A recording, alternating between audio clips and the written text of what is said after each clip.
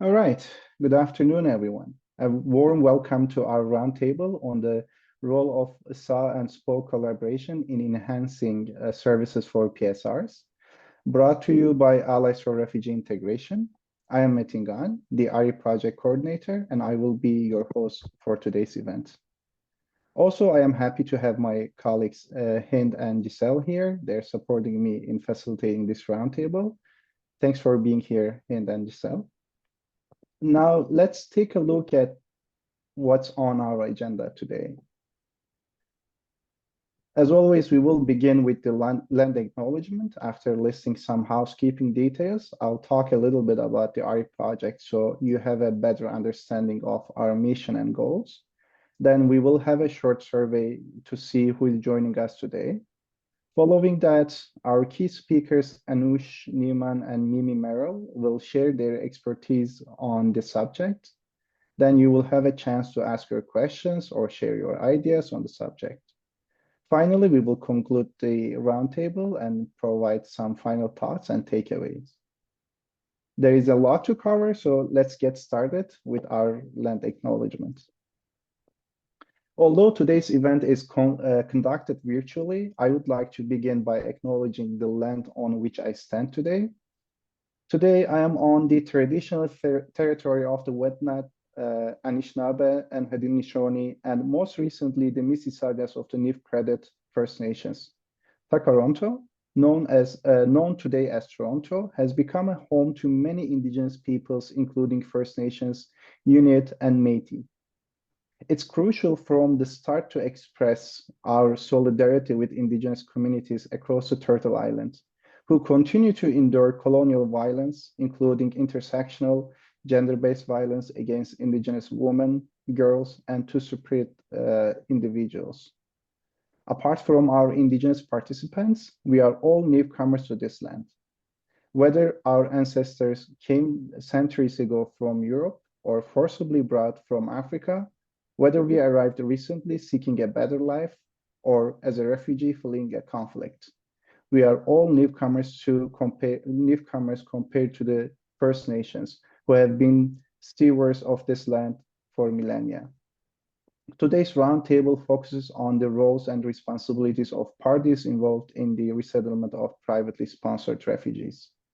It is important to note that as professionals and volunteers working to welcome refugees and help them start a new life here, we also bear the responsibility of informing newcomers about the people who have cultivated this land for thousands of years. As we explore our topic today, let's also remember the lessons of community and respect for the land of the First Nations. A quick note for those who have just joined us. This meeting is being recorded. During the Q&A session, if you prefer not to have your question recorded, you have got two options. You can type your question in the chat and we will read it for you, or you can ask us to temporarily pause the recording and we will resume after your question. While we would love to see your faces, especially during the Q&A session, we kindly ask everyone to keep their microphones muted during the presentation.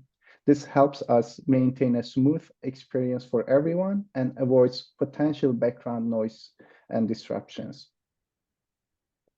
At OCASI, whether in virtual spaces or otherwise, we firmly oppose all forms of racism, sexism, or xenophobia. Our aim is to establish a welcoming and respectful environment for learning and dialogue. We encourage everyone to engage in a manner that is respectful and considerate of the views and experiences being shared. Now, let's shift our focus to the wheel of power and privilege displayed here. Please take a moment to reflect on it.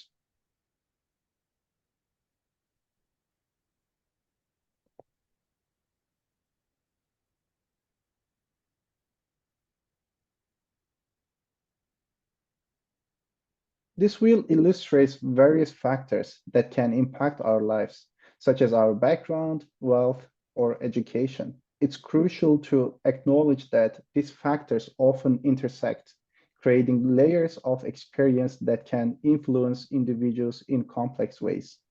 In discussions like this, Individuals who perceive they have less power may hesitate to speak up. We are dedicated to challenging this by fostering an environment where all voices are heard and valued equally. I know many of you might already be familiar with the RE project, but however, for those who are new to our events, let me give you a brief overview of what we have been working on. The RE project began in 2018 in partnership with Refugee 613, with a clear focus on improving collaboration between settlement professionals and refugee sponsors to ensure that privately sponsored refugees receive the best possible support. During its first phase, RE conducted comprehensive research and identified specific challenges in the sector. To address these challenges, RE developed a two-dimensional strategy: intentional connection and knowledge exchange events. Through the intentional connection pilot projects, we established a formal partnership between sponsors and settlement agencies. This allowed sponsors and refugees to be connected with a settlement worker both before and after their arrival. And through knowledge exchange pilot, we brought together sponsors, settlement agency workers, and refugees to organize virtual discussions and information sharing sessions. In 2021, RE entered its second phase, which we refer to as RE 2.0, and this phase is funded by IRCC until April 2025. In this phase of the project, we aim to continue to implement intentional connection and knowledge exchange practices. Through knowledge exchange events, we conduct roundtables and webinars to bring together settlement and sponsors, communities to share info and build understanding. And through the Ambassador Agency Initiative, we aim to support SPO partners to implement elements of RE promising practices and continue to learn and share tools in order to increase the service received by privately sponsored refugees. For this year, we had our ambassador agencies already, but stay tuned. In April or May, we will promote for next year, and you will be able to apply if you're a SAH or SPO. And we will try to increase your collaboration with one of the, if you're a SAH with a SPO, if you're a SPO with a SAH. We have our process, memorandum of understanding, orientation sessions.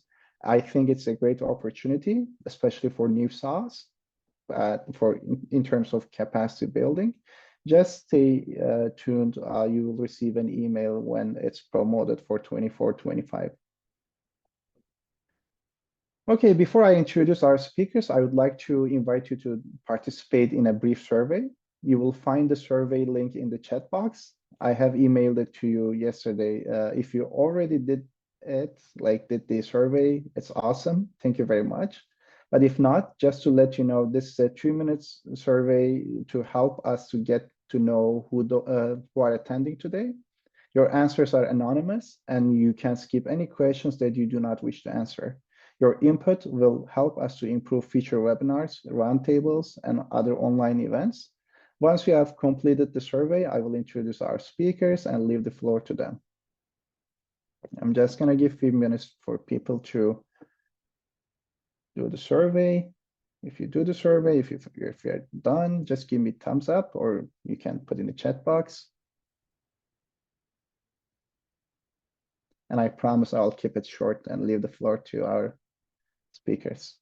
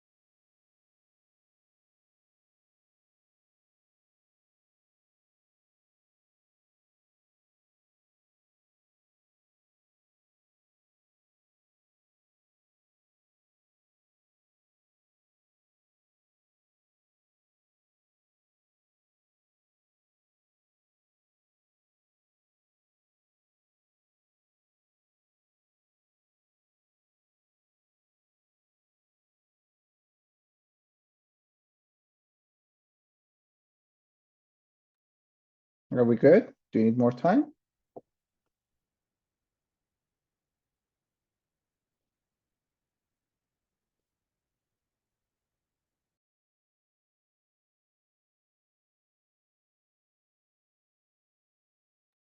Please let me know if you're done, if you need extra time. Thank you, Nushi.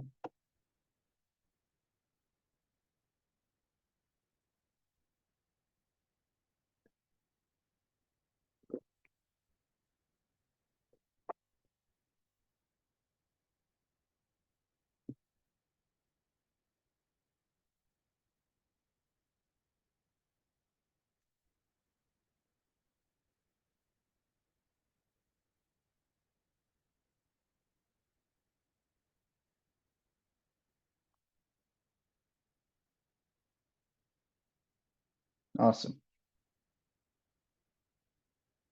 Jennifer did it yesterday. Thank you. I see many people completed it.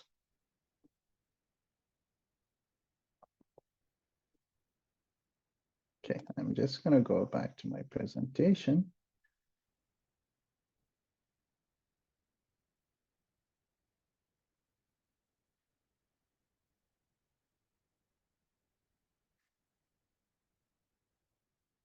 So, why are we here today?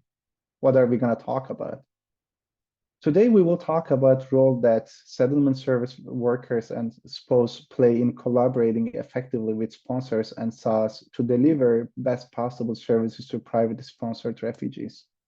We will also engage in a discussion about the responsibilities of sponsors and sponsorship agreement holders in informing PSRs about the services available to them and in connecting them with SPOs.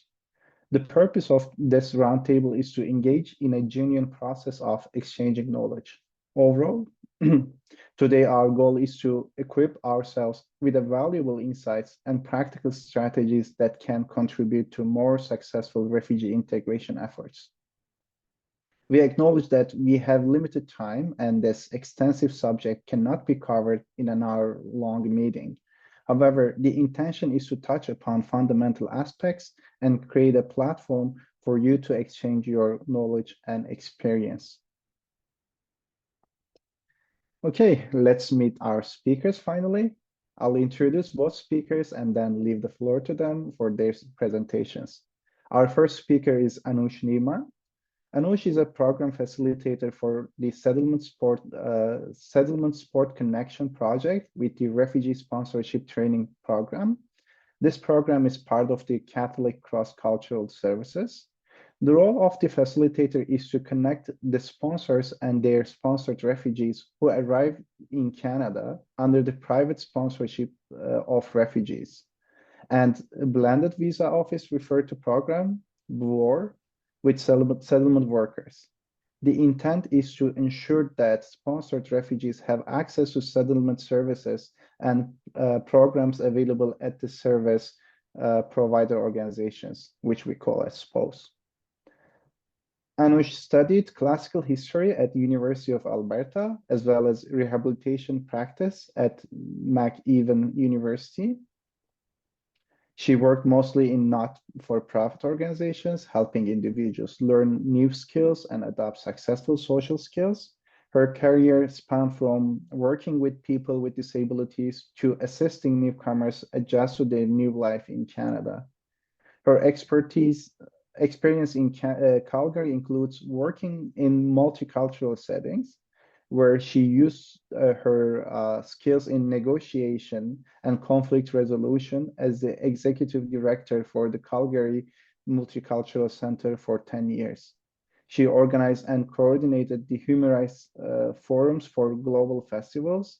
And in 2015, she coordinated the establishment of Calgary city-wide task force for the resettlement of Syrian refugees for CCIS, coordinated the streamlining of services of the public and private sectors to enhance the settlement experience of the recently arrived Syrian refugees. Our second speaker is Merrill. Mimi has been the refugee sponsorship coordinator for the Anglican Diocese of Ontario for the last 7 years. As a refugee to Canada herself, Mimi has been actively engaged in advocating for refugees in her local community through educational workshops. Mimi has been separated from her own family for over 20 years, and as a result, family reunification has become the cornerstone of her work with refugees. As a member of SAH Council, since 2020, Mimi has worked alongside council members to ensure that SAH's voices are heard. Mimi sits on the Equity and Inclusion Task Force and is a contributing member of the SAH Capacity Working Group. Mimi holds a degree in political science from the University of Guelph and works as an inclusion coach with the Workplace Inclusion Charter, aimed at creating equitable and inclusive workplaces. Mimi resides with her family in the city of Kingston, which is on the traditional homeland of the Anishinaabe, Haudenosaunee, and Huron-Wendat peoples. We will start with Anoush. The floor is yours, Anoush. Please unmute yourself and go ahead. Thank you. Thank you very much. I will bring my screen up for a minute so we can go there. And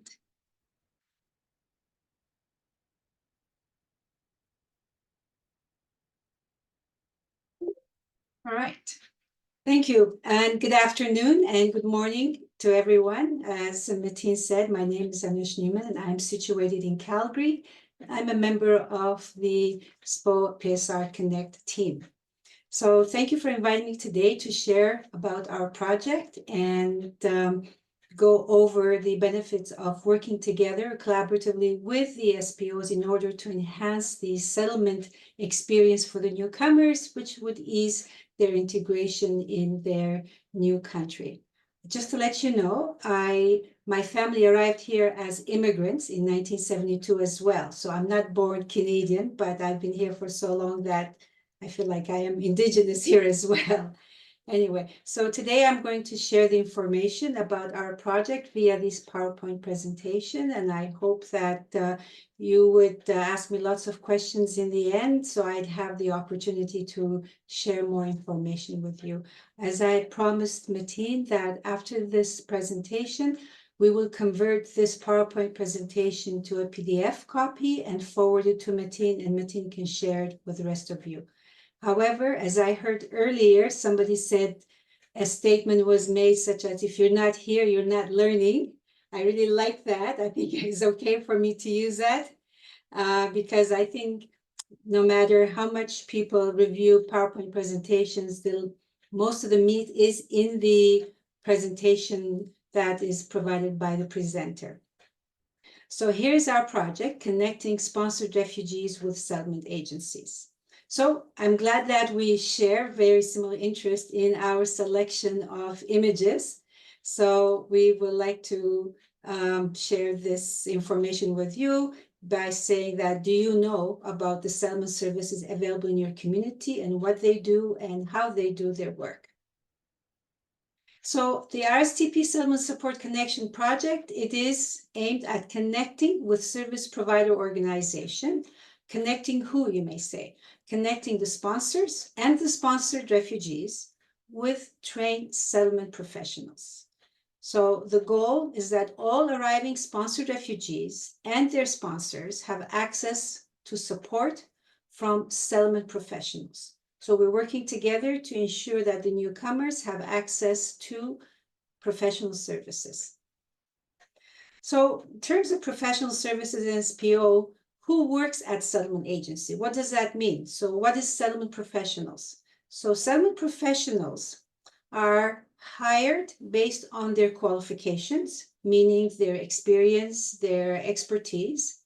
They follow organizations' guidelines and ethical practices, so they are bound to that agency's guidelines.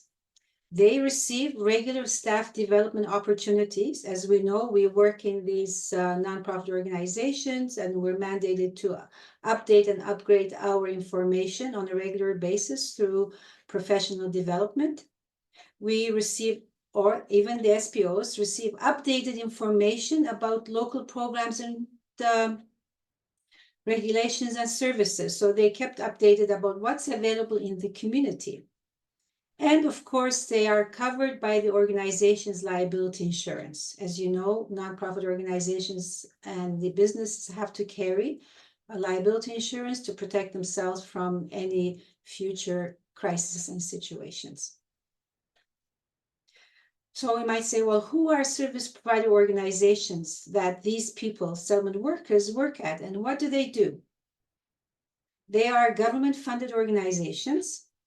They provide services and resources and assistance to newcomers to Canada. They provide initial orientation. They conduct needs and assets assessment, and we can go into this a little bit further later on in terms of why there is a need for a needs assessment at the SPOs, while at the initial submission of the application to sponsor, there is a needs assessment done, or settlement supports. Also, they refer the clients to language assessment and to the proper classes based on their benchmark. Of course, some of the agency and the staff at these agencies may assist the newcomers with completing forms. That's required to be done, as well as connecting them with community services and resources, meaning that the settlement organizations are familiar and aware of what services and programs are available, and based on the needs assessment and the settlement plan, will refer the newcomer to various services and the programs available in their local communities. And of course, when the newcomer is ready for employment, then the individual or the newcomer will be referred to employment counselor to review their employment and career experiences and expertise, and embark on developing a Canadian resume and learn about interview skills, and learn about Canadian work culture and Canadian employer expectations, and so on, so on. And of course, they will provide these services at no cost. I'm going to switch here because this is not stable. All right.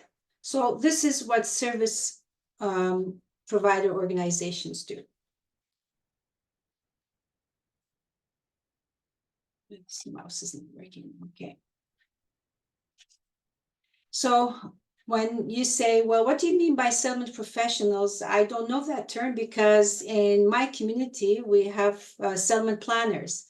Just to share with you that the term settlement worker is more of an umbrella or a generic description of the work that's done by these frontline workers at the SPOs. However, different organizations, different agencies have different titles, although they do very similar work. So some agencies call their frontline staff settlement planners or settlement professional, settlement counselor, settlement practitioner. So there's various titles, but they will do very similar work, like the frontline work that's expected of them to do. So you might say, okay, so what do the settlement professionals do? What is their role? The settlement professionals can supplement settlement support to newcomers due to their resources and experience. So they're supplementing, not taking over the role of the sponsor, but supplementing.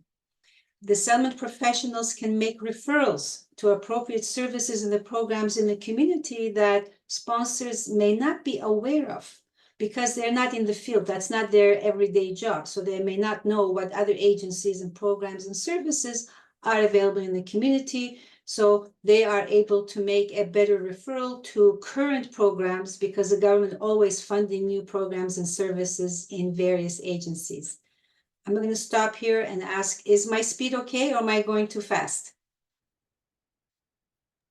Good? Okay. It's very good. Thank you.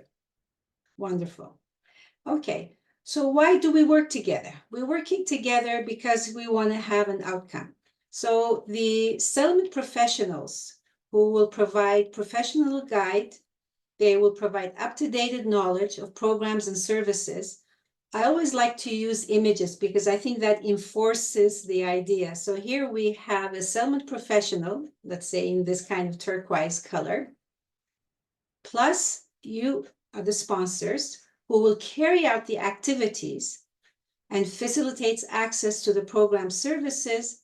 And we have the new arrived family or individual in the middle benefiting from this collaboration.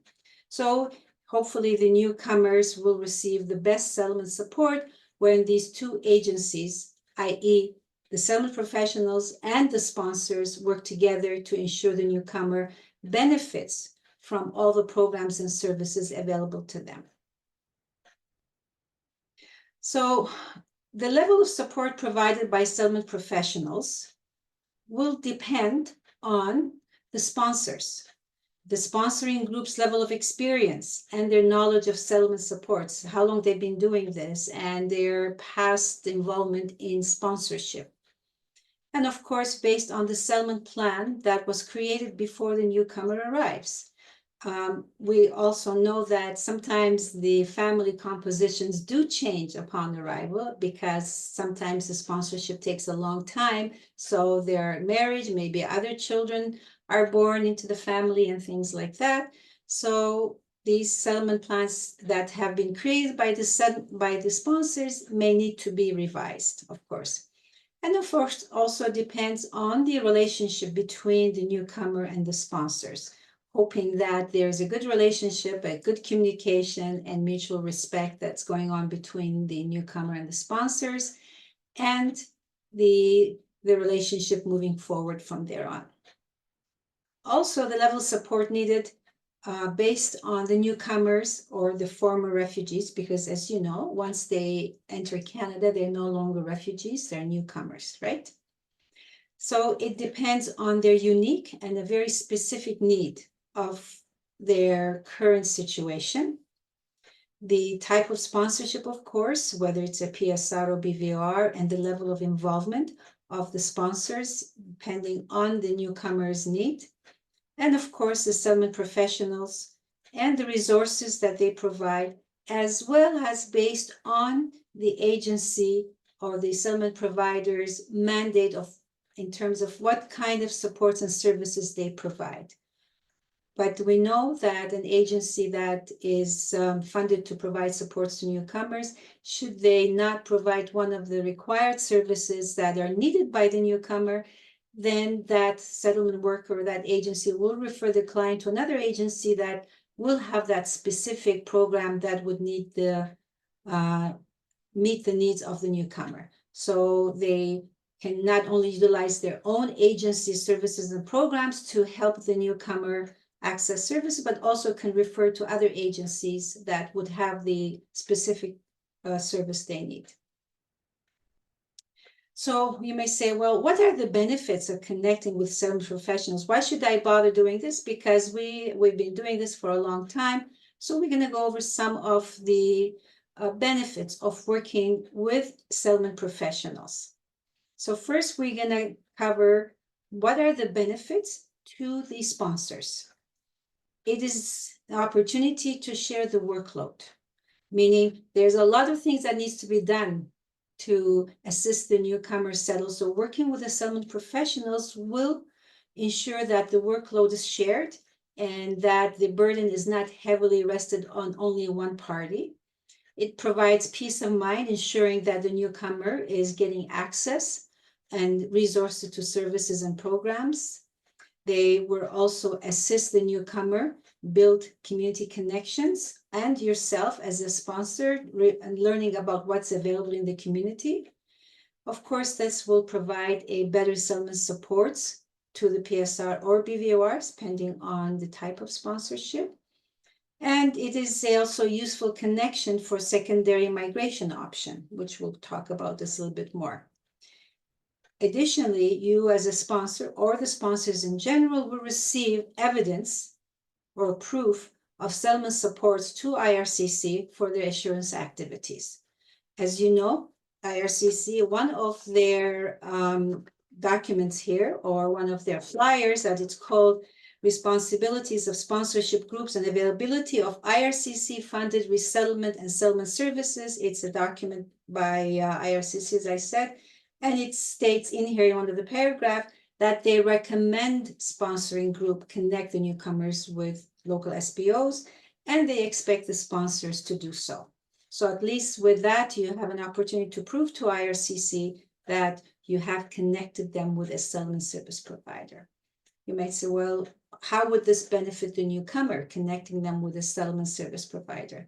Well, they would be receiving proper initial orientation about what it is like to be in Canada, what services and programs, the local regulations and rules and such a thing. They will receive specialized and customized service plan through referrals and services. They will also have a referral to counseling for mental health issues if it's required. They will learn about their rights and empowered to become more self-sufficient as time goes. It will improve their settlement outcomes and integration, of course, and would receive support from SPOs in the new location should a secondary migration take place, because we have SPOs all across Canada. All right, so these are what we see benefits for the sponsors and for the newcomers when the newcomer is connected to a professional service provider. So we might, for people here who are not as familiar about secondary migration and self-destination, we would like to share a couple of slides with you, and we will not go in too much details because most of you are familiar. Is secondary migration terminology, meaning the newcomer moves away from their intended community, or self-destination when the newcomer who enters Canada at the port of entry and decides not to continue the journey to the intended location and decides to go somewhere else or stay in that location. So we call that self-destination. And this is a visual that explains this. So in terms of how does our support work with this? So before we do that, we just quickly go over why there is a secondary migration taking place. Newcomers may want to join families in other communities, better employment opportunities in the other part, more access to services, lower cost of living. We're seeing a lot of Ontario and BC newcomers moving to Alberta. Just to share that with you, because of the cost of rent and properties are so high in Ontario and BC, we're seeing a lot of people come to Alberta. And also sometimes families or individuals move away from the community they intended to settle because of conflict with the sponsors. We're not going to deal with that. So you have, according to IRCC, a checklist of all the steps that are necessary to take in order to ensure that the newcomer is well supported in their new community.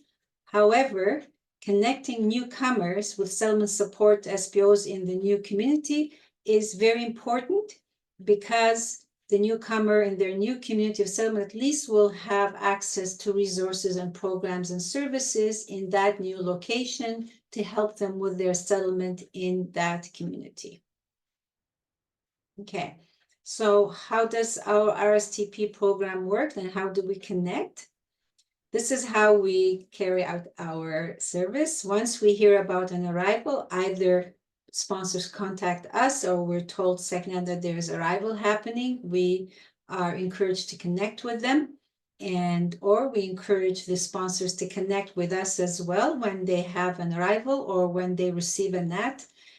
We collect information from the sponsor about the PA, where they're coming from, the size of the family, composition, their language preference.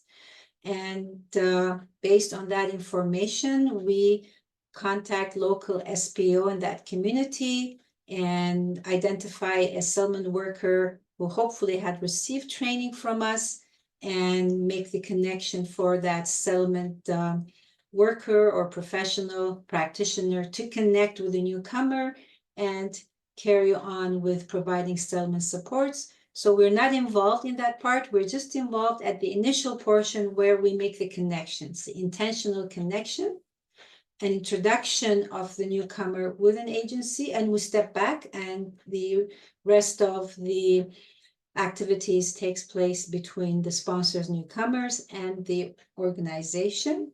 We may do a follow-up after a while to see how that connection is going, and if there is any additional need for support from us.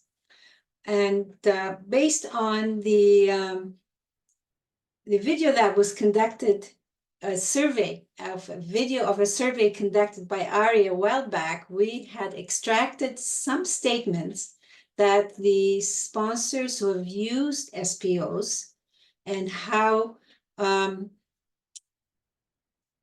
should I say, how pleased they were with the supports they received from settlement service providers, because they felt that it helped them navigate what's available resources. It offered them the opportunity to work with professional people. They felt sense of relief and helpful. So these are the statements that we collected from that video that was done by Ari, and put them in those bubbles and shared these statements with, I'm sharing those statements with you. So another statement was that access to more current information. As I mentioned earlier, these non-profit organizations or settlement service providers receive funding on a regular basis and provide new programs and services or update their current programs and services. So settlement workers are best equipped to be familiar with what programs and services are available currently in the community. The sponsors had indicated that they felt a reduced sense of stress. They felt like they're in good hands working with the professionals, such as these frontline settlement workers. They felt that they've been directly helped or pointed in the right direction. So from that survey that Ari has done, we're able to see that the sponsors felt sense of relief, sense of confidence that they were able to access best services and programs in the community. And of course, they felt that taking this step, they have been more proactive rather than reactive in terms of addressing issues or concerns. Everything has been upfront in terms of the needs assessment, settlement plan, and identifying what resources and programs, and mitigating any issues or concerns upfront, as much as possible, of course.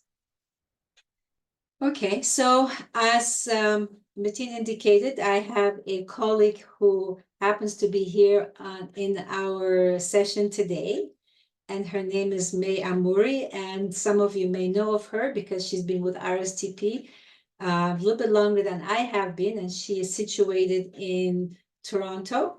And part of our project, we have been able to provide services across Canada, so it's a national project. And May is involved in providing supports and facilitating connections from province of Ontario all the way to the Atlantic. And my role is to provide support and connections from the province of Manitoba all the way to Pacific and the two Northwest territories. So pretty well, we cover all of Canada. And we have a project coordinator who's situated in Toronto. Most of you may be aware of her because she was part of the BVR program in the past, and her name is Paris too. So we are here to provide you with access to a settlement service providers who we have trained and provided information about PSR and what are the roles and responsibilities of the sponsor, and what is their commitment in terms of undertaking the settlement supports that they have provided to IRCC when they submitted the application. This last page has our contact information, and you can contact us either through our webpage, or we also have online intake form that you can use to connect with us. And once we receive the form or contact us by email, we will connect with you and request some information about the PA and facilitate the connection. We also have an email to our project, spoconnect@rstp.ca, and we'll be very, very happy to hear from you and provide our support when your newcomers arrive to Canada. Thank you. So do you want me to wait here for Thank you, questions Anoush. or stop sharing? Oh, no, we will do the questions after Mimi's presentation. Okay. There. Meanwhile, you can send your questions through Q&A or you can put in the chat box. Giselle, would you like to share Mimi's presentation? Okay, Mimi, floor is yours. All right. Hello, everyone. Thank you for having me here today to speak about the SAW side in regards to the SAW-SPO connections. So again, my name is Mimi Merrill, and I am the Refugee Sponsorship Coordinator with the Diocese of Ontario Refugee Support. We are a ministry of the Incorporated Synod of the Diocese of Ontario, and we are located in Kingston, but we do cover the areas between Belleville and Brockville. So that's halfway to Toronto and halfway to Ottawa. And Kingston is on the traditional homeland of the Anishinaabe, Haudenosaunee, and Huron-Wendat peoples. Next slide, please. So I just wanted to give, one slide back. Thanks, Giselle. Yeah, thank you. So I just wanted to give a quick overview of what our SAW looks like. So every SAW is unique, it's different, and therefore they have different strengths and weaknesses. So our SAW has one part-time staff member, which is me. I am the only paid person, and I am compensated for part-time work, but I do put in a lot of volunteer hours just due to the scope of this work.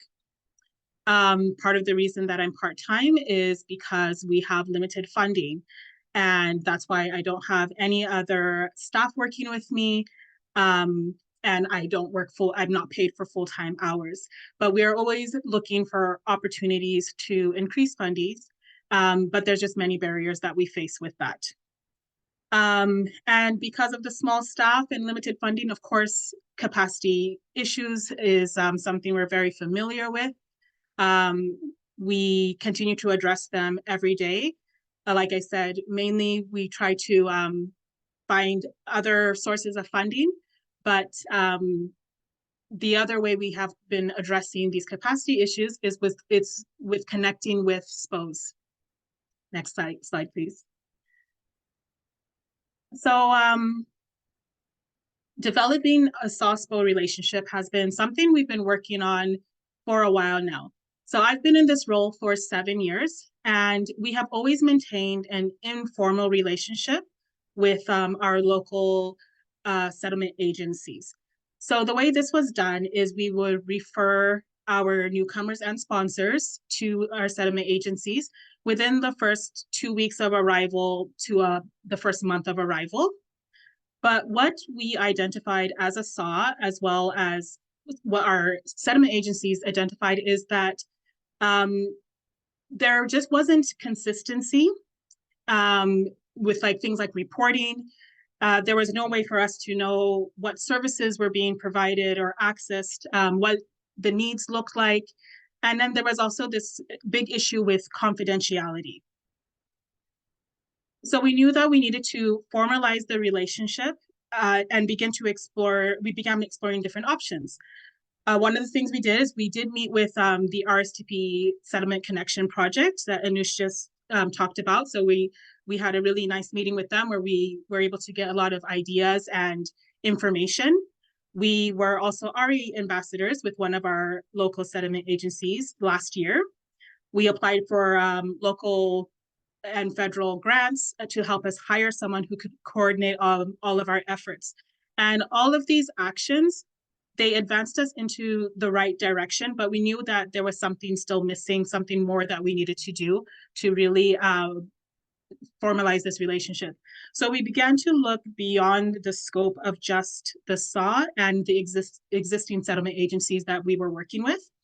And this then led us to connecting with our local immigration partnerships. So in Kingston. That's Kingston Immigration Partnership, and they're known as KIP. So for the last couple of years, they have really been essential in overseeing this connection between our SAW as well as the local settlement agencies that we've been working with. Next slide, please. So what has come out of these actions that we've been taking? So for the last about 16 months, the local immigration partnership that we've been working with has organized what we call sponsorship coordinator meetings. So we meet every month, and this is our SAW, our local settlement agencies, as well as the language services in the city.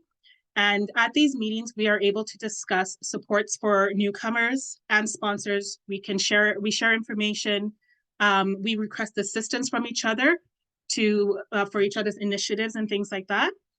We also share our resources, including volunteers. And so it has been a benefit, not just for us, but also the sponsors and the newcomers and the settlement agencies. Our local immigration partnership also developed an app last year that they launched just September of last year. That's for newcomers, and it informs them of all of the services that are available to them. And it's been helpful for us because we can also put information on that app, things that we need newcomers to know. So for example, as some of you may know, SPOs have allocations every year of how many people we can sponsor every year. So we can put information out there that newcomers might be interested in, knowing like how many, if we have a wait list, if our wait list is open, and things like that. So we didn't have to create our own app. We can use their app. In all the settlement agencies, they also use this app that was created, so newcomers can stay connected and have just one way of getting all the information that they need. And then next slide, please. So there's so many benefits that have come out of these meetings that we have in our settlement coordinator meetings. Firstly, we all signed an MOU, which allows us to exchange information formally, and really has helped us with that confidentiality piece that I talked about that had been an issue and a struggle for us for so long.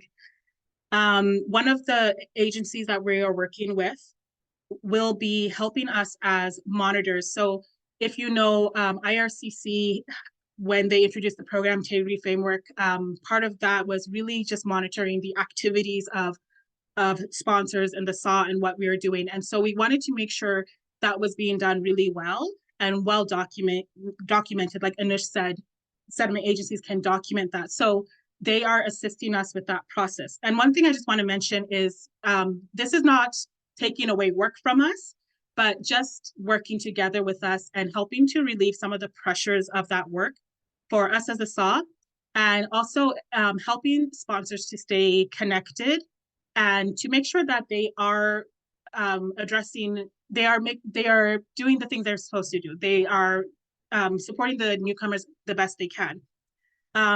So for one example is the one settlement agency that we are working with, they have a housing coordinator. So sponsors, they're responsible to find housing for the newcomers that they bring in. But in our city, housing is really, really difficult to find, as well as really, really expensive, unless you know where to look. And the housing coordinator knows where to look. And so we connect our sponsors when they're doing their monitoring process. They connect with the housing coordinator and have been able to find affordable housing in areas that have good transportation, have grocery stores nearby, schools nearby, and things like that. So it's been a tremendous help.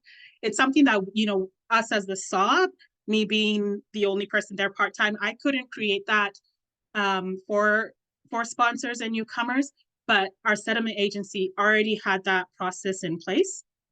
Newcomers they become more aware of the programs available to them. So for example, there's tax workshops, translation services that they have access through the settlement agency, help with applying for things like OHIP or school. We have several social groups that are put on by the settlement agencies. There is like an Arabic men's group, there's a sewing group, there is cooking club, there's youth and children group, there's reading, there's tutoring, there's so many services that a sponsor alone can't recreate for the newcomers they're sponsoring, but these already exist in the community, and that's why it's been so beneficial to connect with these agencies that are already doing these things and connecting our sponsors. Another thing that I will mention about our sponsors is we've had quite a shift of what our sponsors look like over the years. So in like 2015, when the Syrian crisis first began, and there was a lot of attention on it, we had a lot of church groups who were the main sponsors. So these were people who were mostly Canadians. A lot of them were retired, people who are retired, and who are local to the area, have lived in Kingston, or at least in the area of the diocese, for a very long time. And they were larger groups, and they didn't know the people they were sponsoring. They had never met them before. They just wanted to help. And so since then, there's been a shift now where we're mainly working with family members of people who are refugees. So their families want to bring them. So it's a very different group of people. The people who were involved mostly in 2015 were very well connected in the community. And, they had a lot of benefits where they could help newcomers in a different way, where a lot of the family members that we're helping now, some of them have only been here for, let's say, 5 to 10 years. And so yes, they do know a lot, but they don't have the same level of connections. And this is where the settlement agencies has been really helpful in informing our sponsors about what is available in the community.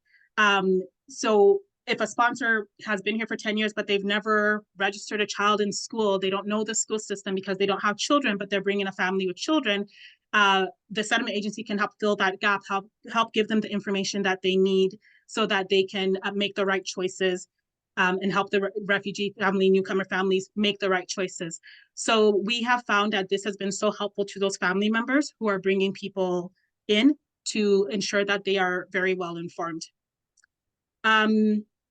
Another thing with this relationship is, our SAH in return has been able to assist settlement agencies with connecting them to social capital. So like I said, we have very well-connected sponsors. For example, someone called me today, has a whole house full of furniture. I connected them with our settlement agency, and they know of GARs as well as refugee claimants who are in need of this furniture. So we were able to make that arrangement. Or if with sponsors, when we're looking for housing, sometimes you do have to rent housing before the refugee comes just to secure something. So sometimes those houses or apartments sit empty for a few months, and we work with our settlement agency where they can temporarily house people in those apartments or houses until the privately sponsored refugee family comes.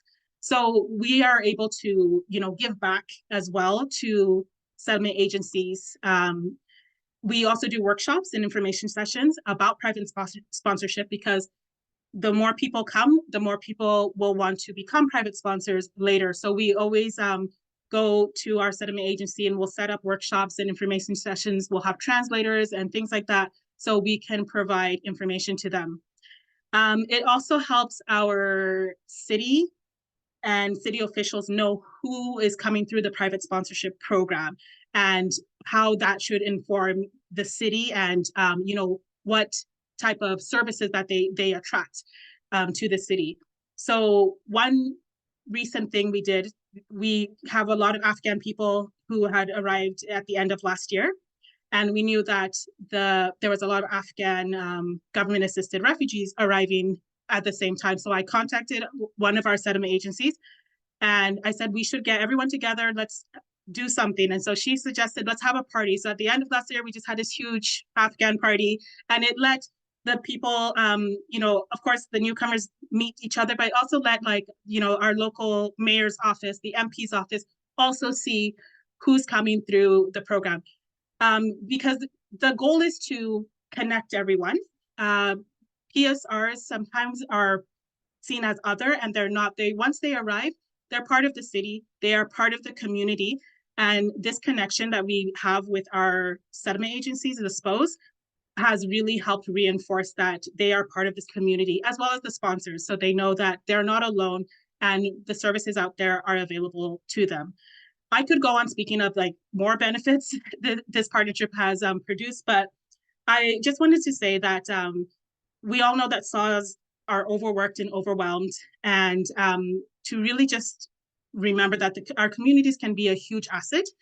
I know that people have, like SAHs have said that their settlement agencies have been dismissive and maybe feeling overwhelmed themselves and not wanting to create this relationship. But there are several things that can be done to have a successful partnership. And like Anoush had mentioned, a lot of that information she shared is so helpful to remind settlement agencies of, and just the benefits it has on the sponsors and on the newcomers themselves.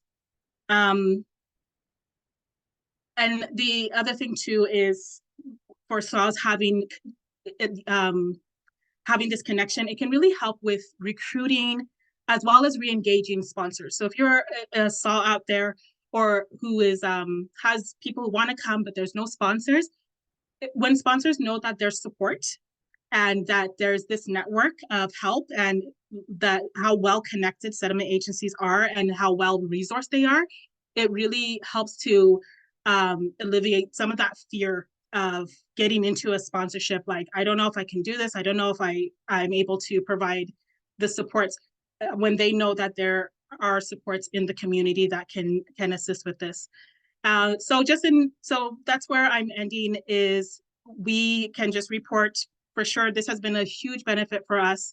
It was a benefit when it was informal, but now that we've really formalized that relationship and really made it a robust partnership, we are seeing such advantages for ourselves as a SAH, for our sponsors, for our newcomers, as well as for the settlement agencies that we've been working with. Thank you. Thank you very much, Mimi. And Anoush, perfect presentations. I learned a lot. I don't know about you, but again, please feel free to ask your questions. Before anybody talks, I received some questions, and I'm gonna just read them. And by the way, feel free to ask your questions in any other languages that you feel comfortable. You can ask your questions in Kurdish, but like I speak Kurmanji and Zazaki dialects of them, or Turkish. I also speak Turkish. Anoush speaks Arabic and Armenian. I don't know if it's Eastern Armenian or Western Armenian, or does it make any difference for you?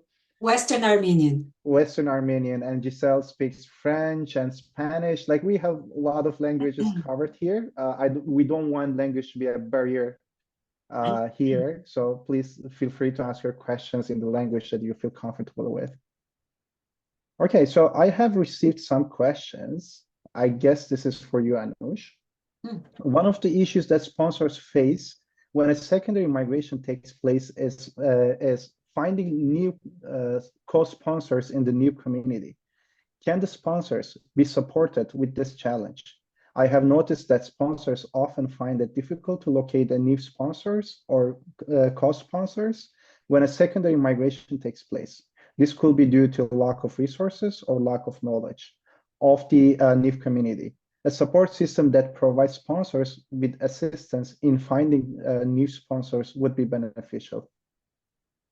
Thank you for that question. Although we think that we do a lot of work, but that is not part of our mandate, is finding people to take over as a representative of the new community of settlement. Our role is to ensure that the sponsor is familiar with a settlement service provider in the new community and help the sponsors connect the newcomer with that settlement service provider in the community.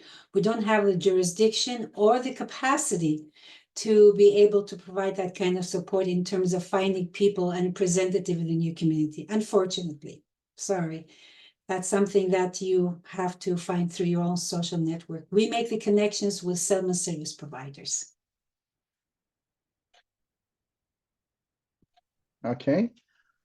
If a conflict arises between the newcomer and sponsors, Who should be contacted first, RSCP or RSAT?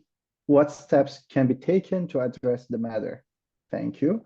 And meanwhile, while you're answering this, Mimi, feel free to answer, Anoush also.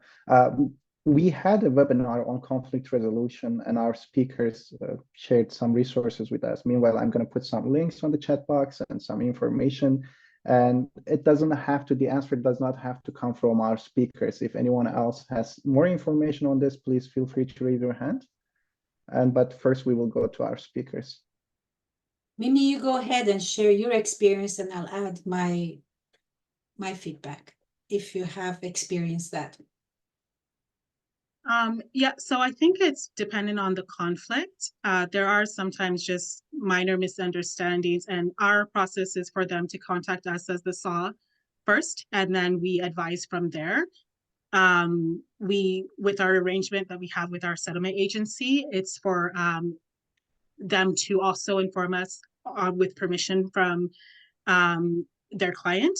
So we have a process there too, so that everyone is informed.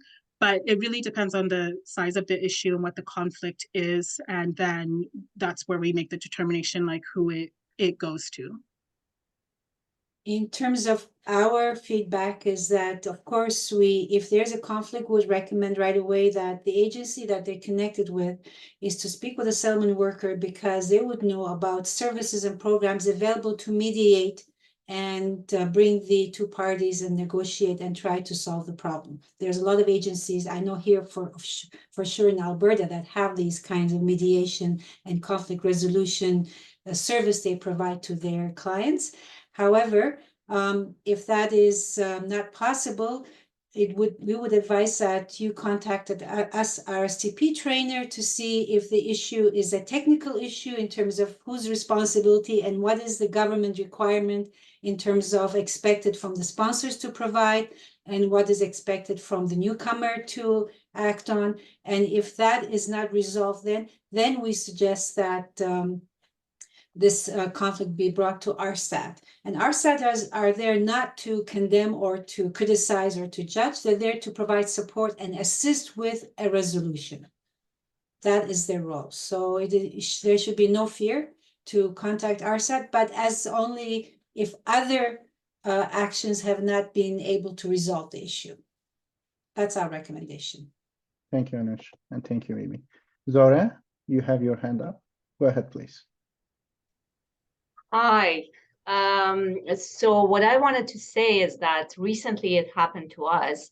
And what we did, we sent an email to the case review, PSR case review at IRCC, and they handled it perfectly. They sent us all the information that we needed, the options for us. And it just took a few emails to the refugees in their new location. We found them new representatives, and it was just solved amazingly. So I would say the first thing that you do is notify the case review, PSR case review email. Thank you very much for sharing that. Anyone else experience similar issue? Any other suggestions?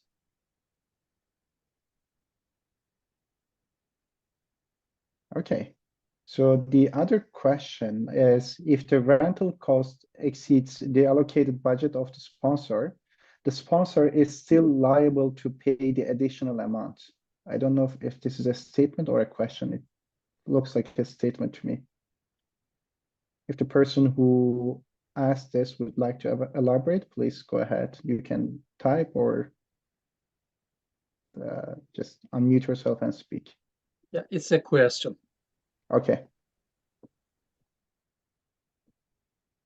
Anyone would like to answer that? Can you just repeat it again? If the rental cost exceeds the allocated budget of the sponsor is still liable to pay. Oh, I lost it. Yeah. Liable to pay the additional amount. So I'm assuming this is like in regards to like the wrap rate and what's on there. So yes, and what we do, like when we're doing the settlement plan with our sponsors, we ensure that they know the realities of what rent cost, because it's not like, at least in our area in Kingston, it's like triple what the amount is for the wrap rates. So we ensure they understand that even though the wrap rate says this is the average rent in our city, is this is what you're looking at for whatever family size it's going to be, and for them to plan around the local numbers. So that's how we encourage their financial planning to be around those numbers, because we have to be realistic. And it's, you know, like if they're only doing the wrap rate, they're not getting, we know they're not going to find anywhere to rent in our city. Also, like I had mentioned before in my presentation, we have them working with the housing coordinator at the settlement agency to see, you know, what does it look like around the city, and we check in with them at different points. So from the time of application, every 6 months we check in with our sponsors and we review their like settlement plan. So, you know, if rent has gone up quite a bit, we let them know that like this is the average now, so that they can keep planning around that. So I think that's, you know, the best way to do it is to make sure sponsors are realistically informed about the rates in your city. And I would like to add to Mimi's suggestion is that in one of our sessions that we provided RSTP, our webinars, monthly webinars, there we share the information about a website that's called, I think, NOS, where if you access it, it will give you the standard of living in that city and the cost of living, because cost of living is not the same across Canada, as we know. So that website apparently gives you a general view of what the cost of living will be in that community. So that will be very helpful for the sponsors in general, whether it's a SAH or group of 5 or community sponsors, is to access that website and get that information and identify the costs based on that location. As you said, it's more than the wrap rates most of the time because of especially in the last couple of years where the rents are just skyrocketing everywhere. If you don't mind, can you write the website, please? Or Metin, can you post it the website? I The one can Anoush later right? on and share it with Metin, and Metin can circulate that information. Yeah. Okay, if you that would can be great. find it, Thank put in you. the chat box. If not, I will email it to everyone. Yeah. Sorry, Zapura, we got you waiting. Please. No worries. Yes. So my question is how to make sure the sponsors know the limitation and exact role of the settlement workers. Because in my practice as a settlement worker, I have seen expectations from sponsors for things that they are supposed to accomplish, to do. I have seen in Anoush's presentation the roles.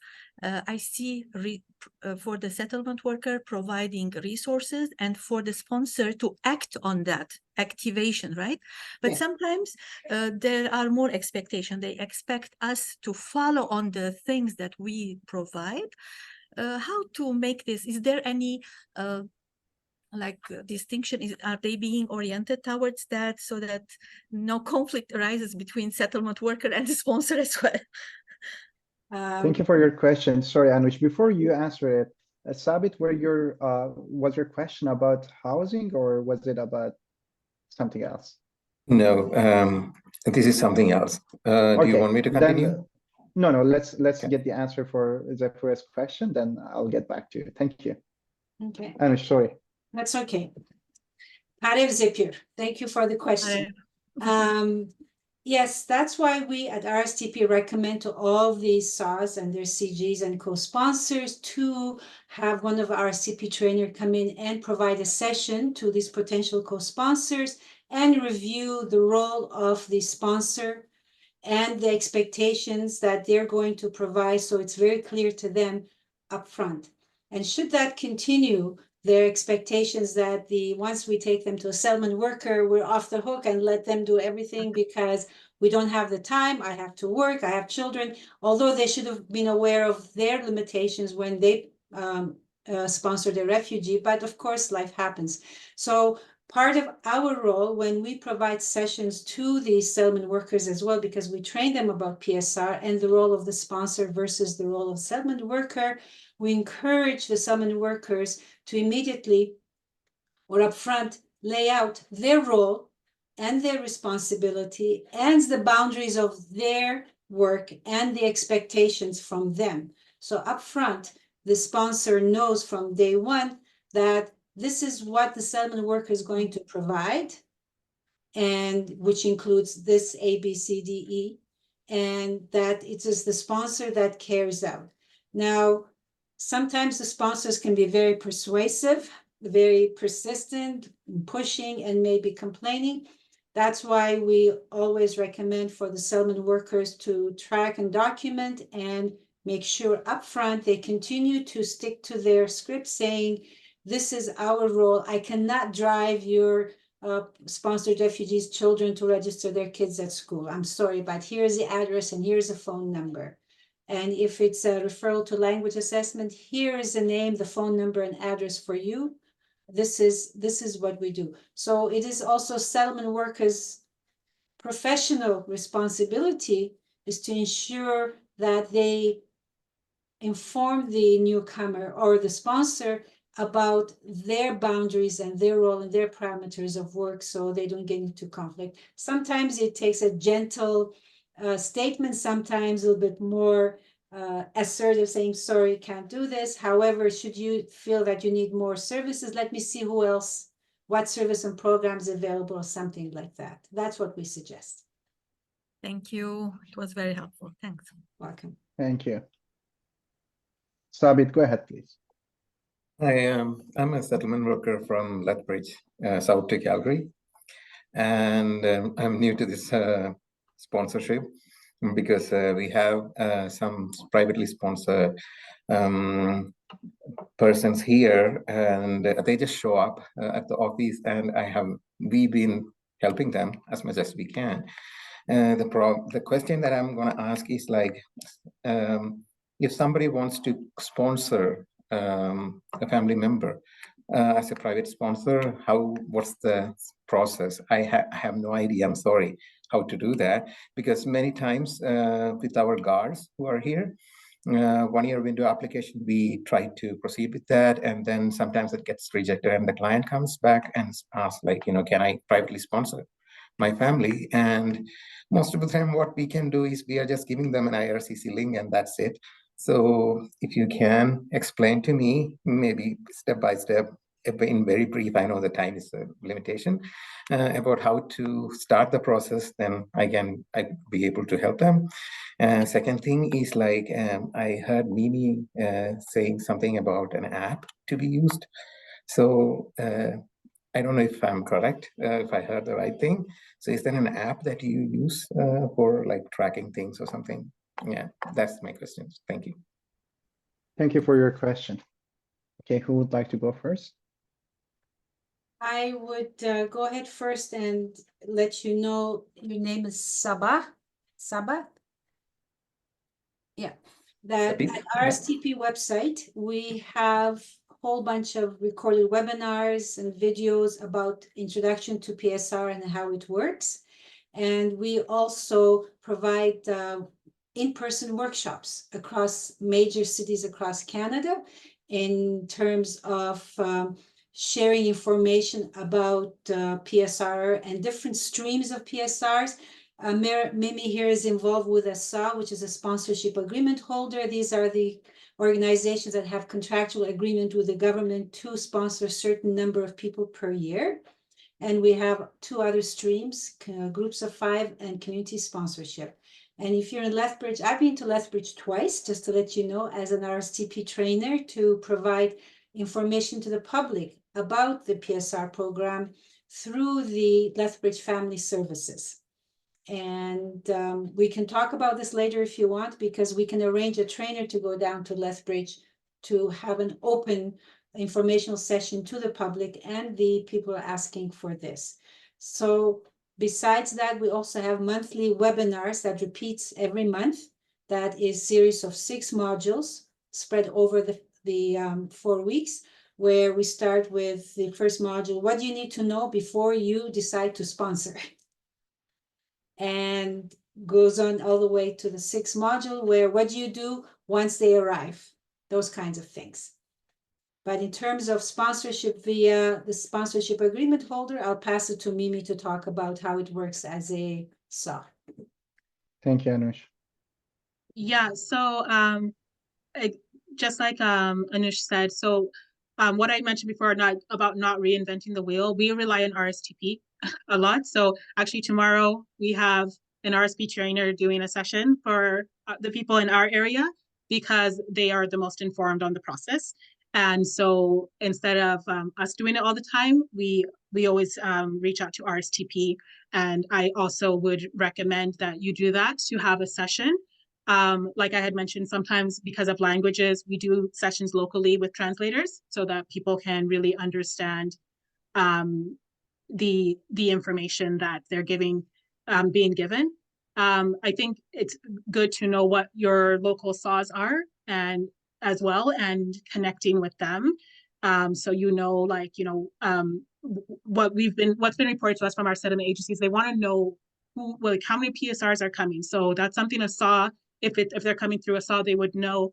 We have a notice that this family of 7 from Somalia is coming in. So we are able to get that information, and it just helps the settlement workers be prepared. So do we need to find translators? What do we need to do? How do we need to connect them with what resources? So we provide that information. So connecting with them, I think, will also help you understand who the PSRs in your area are if they're coming through a SAH. The question about the app. So the app was developed by our local immigration partnership, and it's really to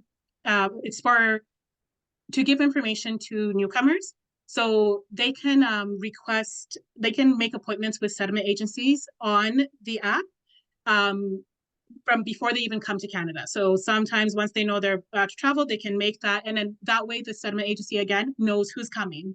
They can say on there, they're a PSR, this is where they're coming from, this is who's in their family, and they can select also the services that they need. So that's kind of what the app is used for.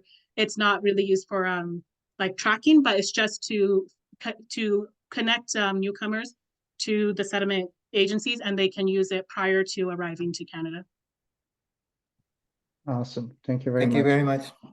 And some people put some, sorry, go ahead, Seven. Yeah, can I ask something related to Mimi's? Okay, Sure. We had a new BVOR arrival on the weekend. And is there a way that the sponsors could be connected 2 weeks prior to arrival, or when the NAT is received, to be connected with settlement agencies in the area?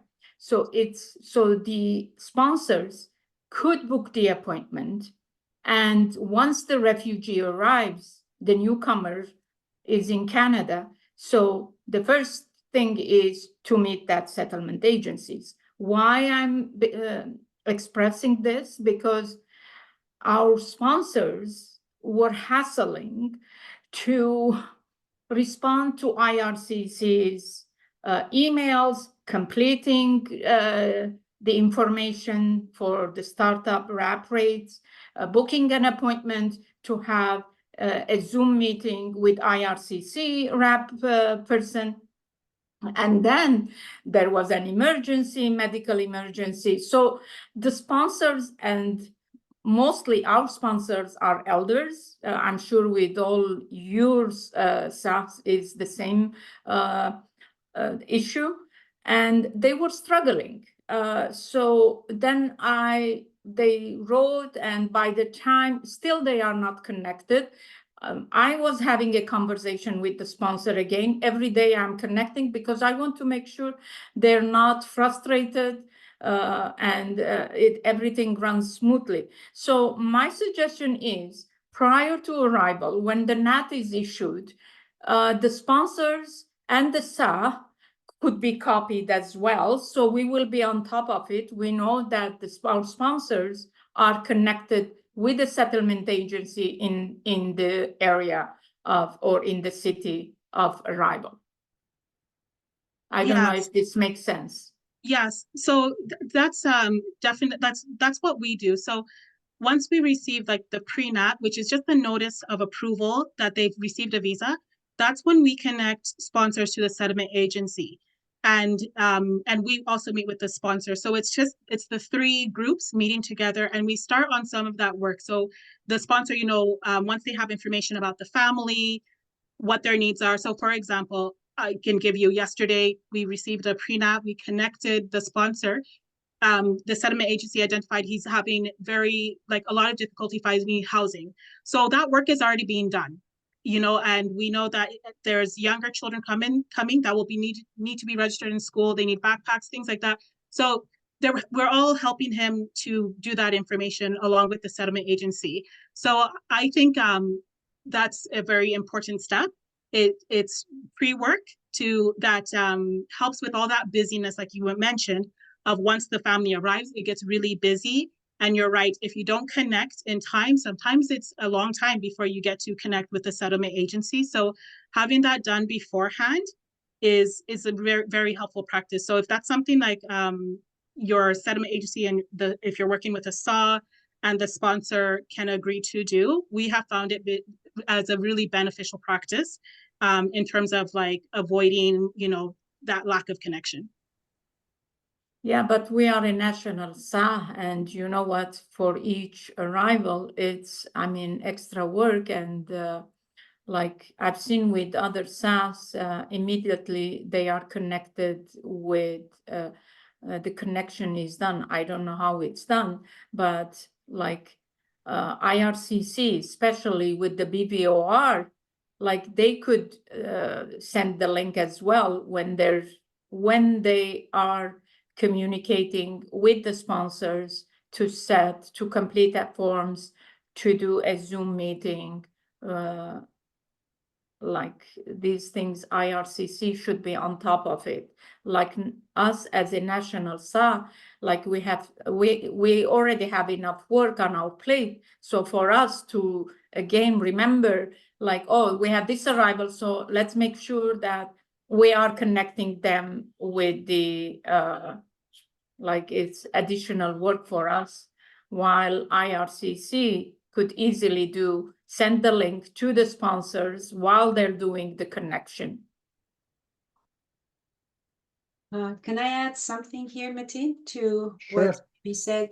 And that also answers Sevan's question here.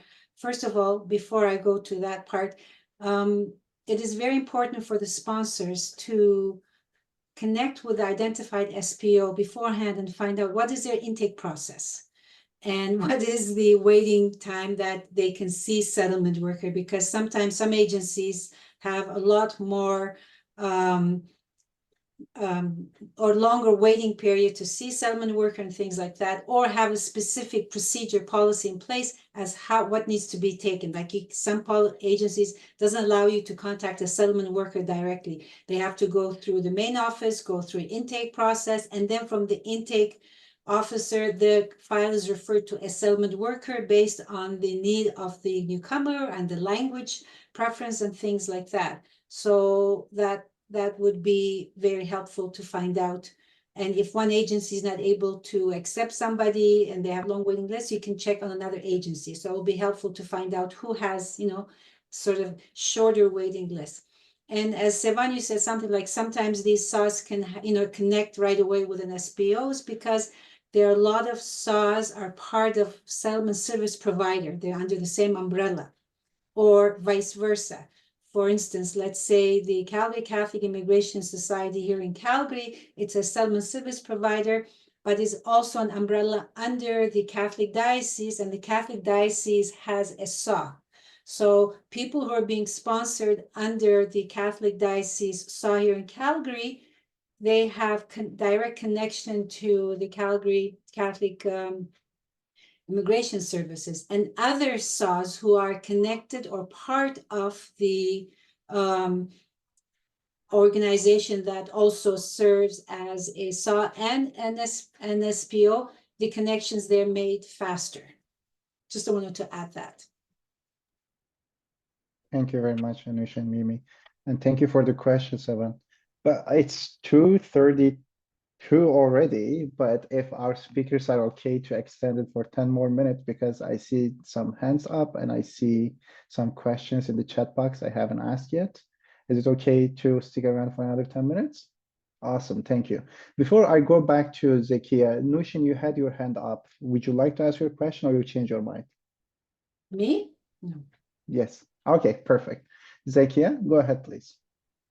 Yes, I would like to thank you, the presenters and everyone who put their questions. I know it's really a broad process of that partnership between SAW and SPO regarding the PSR. It's really could be different from area to area, how the communication has been built and how the partnership has been built. What are the agreements on that one? So how the work will be faster, how when the refugee coming, what's the process that they look for? It's easy, the process. Speaking in a point of view of a sponsor who was sponsored for bringing refugees in Canada, and also a settlement advisor, I see into this lens, the collaboration is very, very essential. Even if I'm so expert in settlement, and I'm sponsoring a refugee to come to Canada, still I need the third party to speak between us. There are things that cannot be addressed from me, and it's good to be hearing from another professional.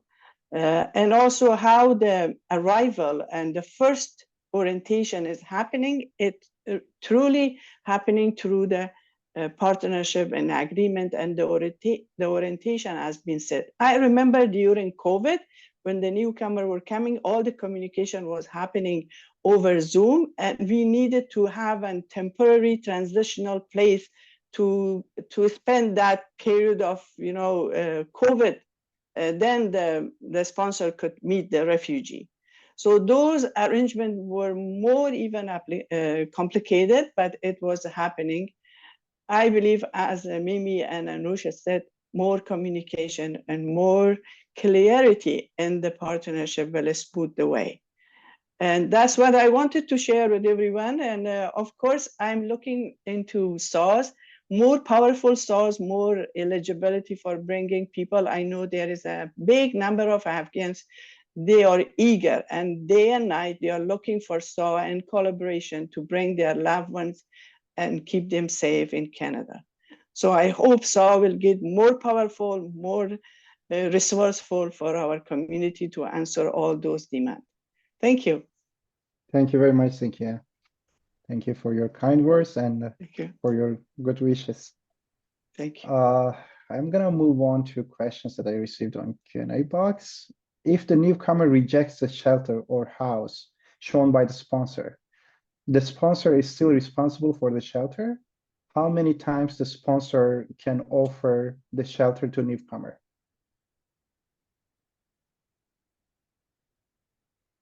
Mimi, you go ahead, because you are sorry, you're provide that. We have not had that happen. Okay. So I don't have experience in that. We've been really lucky. There has been times where newcomers have wanted to move due to, one reason or another, but it's gone, well coordinated if they can move. One of the things that we do is we make sure they understand like leases and rental agreements and all those things and what it means to break a lease and stuff like that. And we always, if we can, try to encourage the newcomer to be involved in the process of finding accommodations. It's not always possible because sometimes you do have to secure before they arrive, if you find like a good accommodation. But if the sponsor can, we really, really encourage the newcomers involved so that they pick where they want to live. And we find that's the best solution. So they're not dissatisfied with the accommodation. I think maybe the only time I've seen it happen is when they live with their family member. So sometimes one thing we make sure sponsors know is if they're going to live with you, you still need to have funds for rent, because at any time they may want to move out. So don't just excuse it. Like I don't need to funds because they're going to stay with me, because sometimes they come and they like, you know what, we would like to move to a different part of town. and the sponsor is responsible for that. So we make sure our sponsors understand that if that happens, they need to pay rent in whatever location if they're moving out of the sponsor's home. And I'll add to that as well. We as RSTP, when we present or share information to the sponsors, we try to emphasize that the sponsors need to share the budget with the newcomer as soon as they arrive and explain to them how budgeting works, how rent works in the community, and the cost of living, and how this budget was meant to cover this much expense, so they know upfront that this is the limitations. And so communication, as Zara said, is very, very important for the Zakia, that they understand that, yeah, I also like to live in a 5-bedroom mansion, but this is the financial limitation for this period of time. So this is going, once you settle and you start to work, you're earning more money, then you can go after what you want. But for this period, this is what's available. And we also suggest that the sponsors document the offers that are being made and rejected, so there is a record that they're trying their best abilities to meet the need of the newcomer. The other thing we also suggest to the sponsors is that we have a workshop called Managing Expectations, expectations from the sponsor and expectations from the newcomers, because a lot of newcomers come with a lot of myth and misinformation that are being shared by WhatsApp or text and things like that. Before people arrive to Canada, they're already developing this image or expectations that as soon as they get to Canada, they're going to have this 5-bedroom house, a car, and they're going to be living in this neighborhood and things like that, not realizing that the first few years is going to be a struggle, and that there's certain limitations, and their expectations should be guided towards what's available and what's realistic at the first year or two. So that's something that we also at RSTP offer a session called Managing Expectations. So that would help, hopefully, assist the newcomer have a better understanding what I like to have and what reality may not be able to meet for the initial period of time. Does not mean that's going to be a situation for the rest of their life, but just the first year or two, maybe, even the first year when the budget is limited, that this is what they have. But if the place, like for instance, is really bad and doesn't meet the standard of living for some reason, or it's in a bad neighborhood, yes, that needs to be addressed. Go ahead. Thank you. Thank you, Anoush. There is a very short question, hopefully the answer is short, yes and no. If the newcomer wants to find a rental house, is the sponsor responsible for providing a guarantor letter? Do they require guarantor letter? Mimi, you are muted. Yeah. So it's dependent on the landlord. So for what we've had cases where, yes, the sponsor has provided that letter, but again, I'm speaking for my city. We've often just provided a letter explaining the program, the sponsor's responsibilities in program, the newcomers' responsibilities, and we as the SAH have provided that letter. And so far, we haven't had issues with providing that letter. Also, most people's funds, they have their funds at the diocese, and then the diocese pays the rent. That's how our system is set up. So I can't speak for other arrangements like Group of 5 or GARS. I'm not sure how that works, but I don't know, Anoush, if you have any remarks for that. There are sometimes where the sponsors or co-sponsors are asked to go as a guarantor. I was involved with a sponsorship here personally, for a family, a Syrian Armenian family that we sponsored, and they came, and we located a landlord who was familiar with the sponsorship program, familiar with the Calgary Catholic Immigration Society, and he said, I came through them. He was a Chinese engineer himself who immigrated to Canada, and he said, no, I know you guys are good, so I don't need a guarantor. So some landlords may be familiar with the program, or as Mimi said, they may receive some information from the organization that says, there's funding for the rent and things like that, that's guaranteed too. So it depends on the relationship with the landlord and the communication that's being shared. Thank you. Well, there are more questions, but I don't know if you're exhausted already. Would you like to would you like me to read them? I I'm don't know. good. I'm good. Mimi, how about you? Okay, good.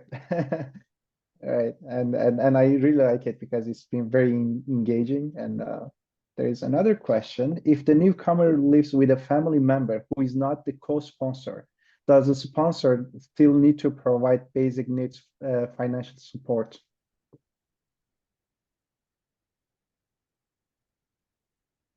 Yes, and documenting. So if there is an arrangement where they're living with someone who is not the sponsor, and maybe the arrangement is that it's free, like make sure it's documented, make sure there is an agreement that's signed, that's shared with the SAH, if you're working with a SAH, just because, you know, anything can happen and we just want to make sure everyone is good and safe. Like, so if our SAH inspects every apartment that, or any place that a newcomer is going to be lived, we do go in and inspect it and make sure that everything that needs to be in there is there. And then we would require that there is some type of formal agreement and that the newcomer understands what that agreement is as well, in regards to that living situation. So yeah, so yes, they are still responsible. The sponsor is responsible. And like I said before, again, if that situation changes, the responsibility goes back on the sponsor. If they have to find new accommodation, they have to be prepared to pay rent at a different place if that happens as well. In terms of the groups of 5 and community sponsorship undertaking, IRCC will not accept the new arrival to be living with somebody who is not one of the sponsors, who is signed into the undertaking. Because if the newcomer is not living with a sponsor who's on the undertaking, then they're not held accountable to carry out and accountable to IRCC to fulfill the obligation. So IRCC adamant 99.9% of the time that only a co-sponsor is allowed to have a newcomer live with them with the deduction of the housing, what do you call, covering the cost of living or the housing rent. Trying to think, contribution, shelter contribution, that's the word I'm trying to think. So yeah, so even if the situation doesn't work and they move out and the shelter accommodation has been calculated for that person to be living at this place, and the newcomer decides to move away and rent a place, then the sponsor has to come up with the money for the rent should that newcomer decides to live on her own. Just to be aware of that. Good point. Thank you. Jaspir says her organization does not have the GARS program, but they would like to work in collaboration with SAH to serve the refugees. Our agency is Newcomer Settlement Agency. Would someone assess and train us for hosting this program? Jaspir, if you are here, would you like to tell us about the organization, your location, and what kind of training you require?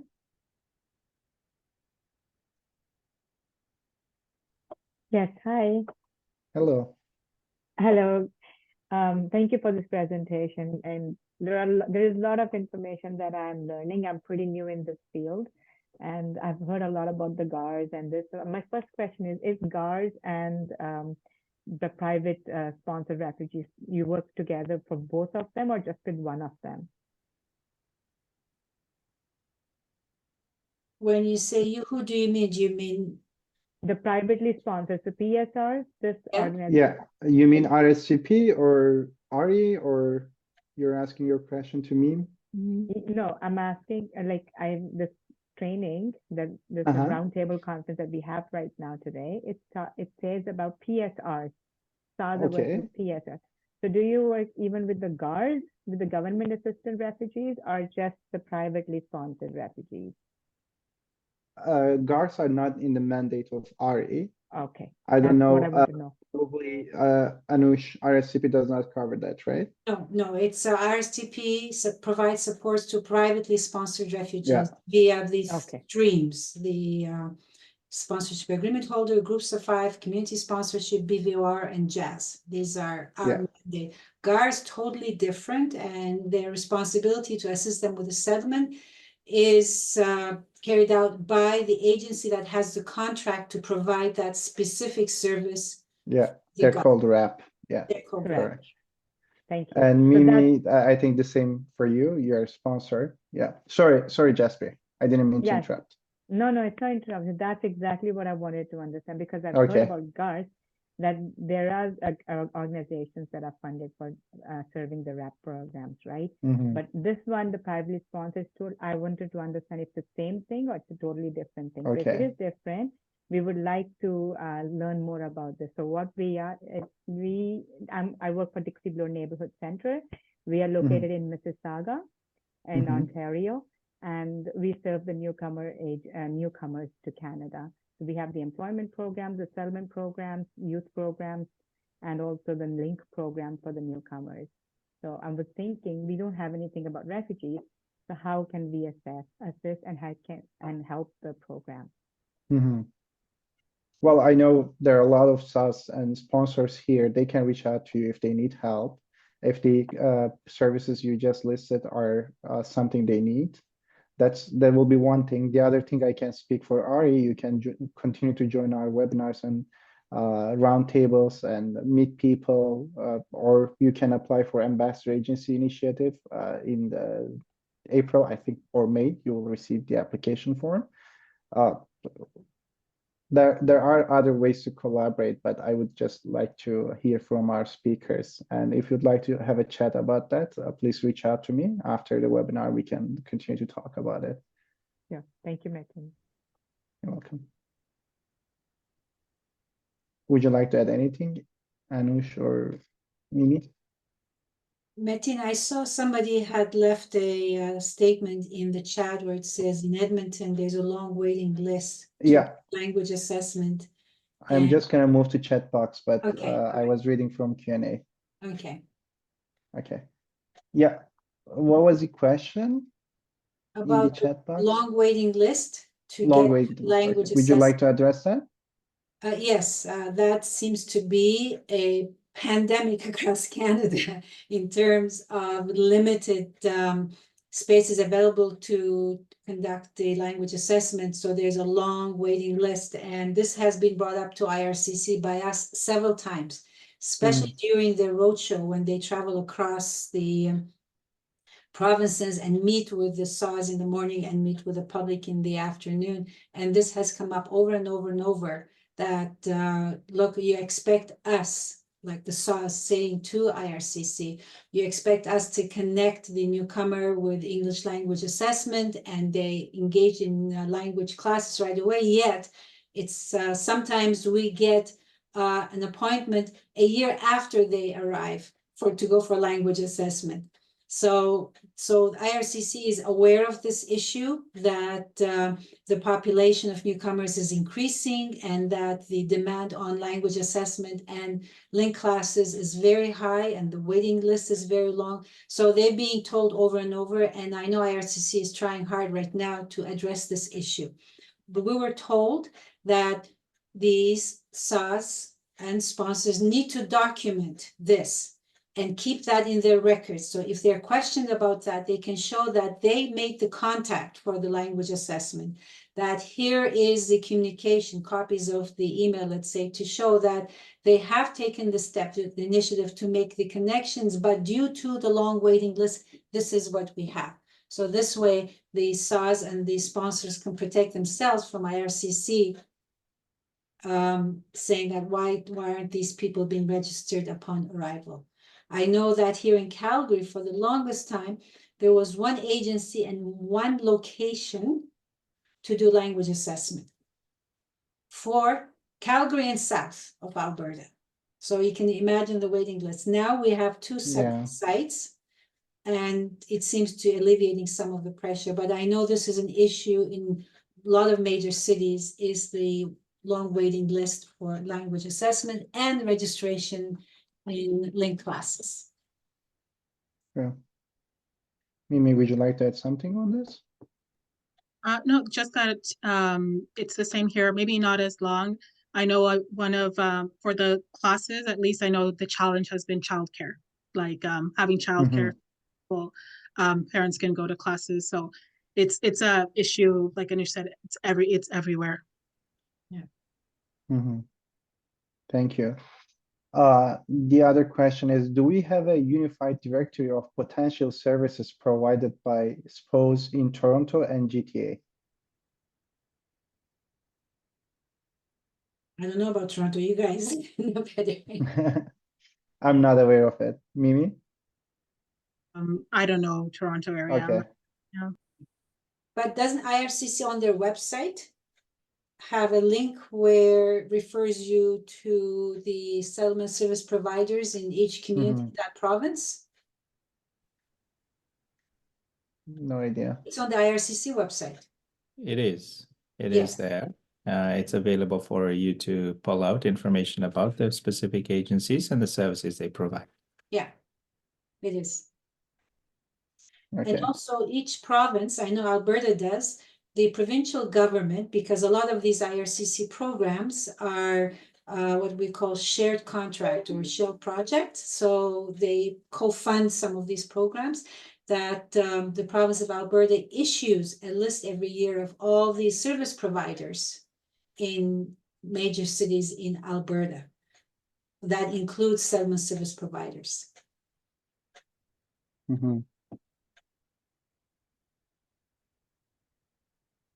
Okay. Yeah, some people are leaving a link for service provider in your area. Yeah. Awesome. Giselle also left link settlement.org. That will be helpful. And I think that's all we have. All the questions are answered, and we still have more than 40 people in the room. And I just would like to thank our speakers. I know it's a busy time, and I know, Mimi, you have very limited time, and I appreciate for all the information you have given to our participants. I know there are more questions they would like to have answers. They can reach out to you, I hope, directly or through me. And yeah, that's it from us. And you will receive an email from me with the presentation slides, and some resources were put in the chat box today, as well as a survey link for the post-webinar, for post-roundtable, sorry. If there's something you didn't like, if you want something to change in the future webinars, please let us know. We are not just doing these webinars or roundtables to put the check box next to our deliverables. These platforms are for you. We want it to be engaging. We want it to be informative. We want it to be, like platform for you to exchange knowledge with other parties involved in the situation. And I just want to thank you, our speakers and the participants. And if anyone has anything else in the last minute, we can take. If not, I wish you a wonderful day. Thank you. See you next time. See you. Thank you. Bye-bye. Thank you, Zakia. Bye. Thank you. Bye. Very much Thank for you. the excellent presentation. Thank you for joining us.